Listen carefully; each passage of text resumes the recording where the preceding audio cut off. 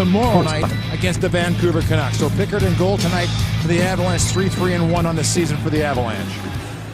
We should make mention, talking about goaltenders, Reto Berra is currently right now in San Antonio in the American Hockey League. And he's in a what could be an up to 14 days for the big shot. And he broke his stick as he took that shot, but the play was offside. Well, Todd McClellan, of course, longtime coach of the San Jose Sharks, in a much different situation here with the Edmonton Oilers. This is a club, Mike, and we've said it time and time again, and I think the management and the coaches and even the players have been around getting tired of this idea of rebuilding. They have had tough years, 6 years in a row, and this will be the 7th. They're going to be a lottery pick type team. For Colorado, that game was played face-off. Coming up. We went to, first of all, it's been a while for John Mitchell since he scored his last goal. So he gets one tonight, and the Avalanche show, why they've been so successful on the road. They've really responded well on the road. When the other team scores, they seem to come back and get right back into the game. A nice play by Colorado Avalanche. Como, nice pass.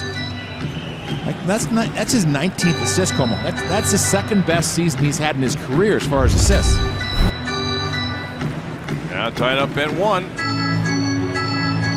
You mentioned about Mitchell, Peter. Got to go back to December 21st, the goal against Pickard. Woo! Nice looking play there by Edmonton to set up a scoring chance. Well, everybody was wondering who was it going to be that was going to play with McDavid. Well, Pouliot, Eberle, and McDavid have put together a run like there's no tomorrow. 14 points for McDavid, but Eberle and Pouliot, they have 12 points each in those 9 games. So there, it's a very interesting line. But here's the shot, Johnson. He stepped and he just got all of it. And Talbot, fortunately, didn't get hit. Those are the ones you pretend you want to stop. Wow. Ooh, that puck was moving. Matt Hendricks taking the face off against Mitchell. False start. They'll do it again.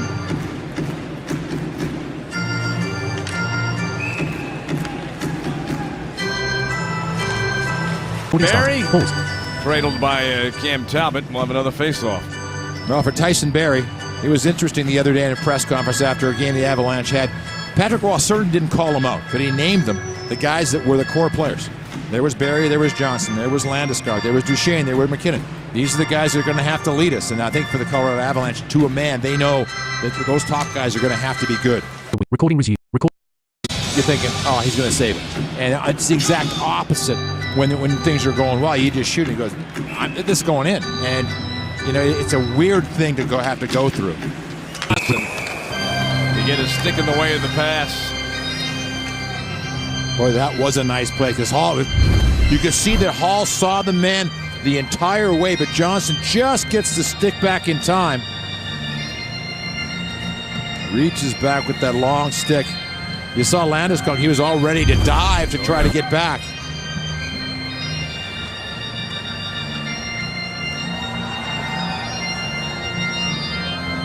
A face-off in the Av zone. McDavid against Duchesne. It's coming up now. The first power play chance of the game for either team coming up, and it belongs to Edmonton as Matt Duchesne is going to the box. The referee's coming over to see if it's 2 or 4 minutes on Matt Duchesne. Colorado penalty number. Oilers touch the puck, and we're going to take a break. When we come back, the Avalanche will get a turn on the power play. You can't do this. McKinnon hit into the back of the net. To the bench. Extra skater was about to come onto the ice. The Oilers touch the puck, and so it's going to be a 5-on-3. There's another minute 8. Talbot. Skilly cruised in, and Talbot makes the big save. Michael, one of those second period changes. You're running to the bench if you're the Edmonton Oilers, and when you do it, you get committed, Mike, and all of a sudden a nice pass sends Skilly. Talbot's made some, that we talk about Semyon Varlamov, Mike, how he makes those saves. He doesn't allow it to become from a 1-goal lead to a 2-goal lead. That's what Talbot's done here. And doing the minute 50 seconds of Edmonton power play time. With Nick Holden in the box. Late second period call against the Avs defenseman. Had good pressure, but this line, McKinnon's line with Landeskog on that right side now, which is interesting. And Current time 0 Alex hours 2 minutes. Tanguay Pause. have been absolutely unstoppable for the Edmonton Oilers. There's good puck movement all around. You got Barry pinching in, coming through the side. Does it hit McKinnon or not hit McKinnon? It just goes through. This goes through anyway. It will be Barry's third point. But Mike, for me, what's interesting is the Avalanche now tonight have 3. By Purcell, that draws the whistle. Stop the play here in the third period. Get in the driver's seat of a rugged Kia Sorento. It's the perfect getaway vehicle. You can visit your Kia dealer or go to ColoradoKiaDealers.com to learn more. One other transaction for the Colorado Avalanche, Nate Ginnon was also reassigned to San Antonio. Holds up for shoot by Pickard. Berg Simpson reminds you that when the game is on the line, call 303-792-5595. Berg Simpson, good lawyers changing lives.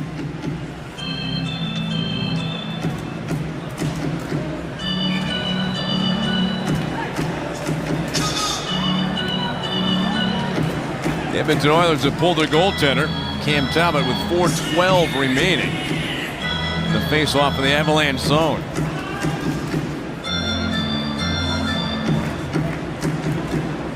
Hendricks against Como for the face-off.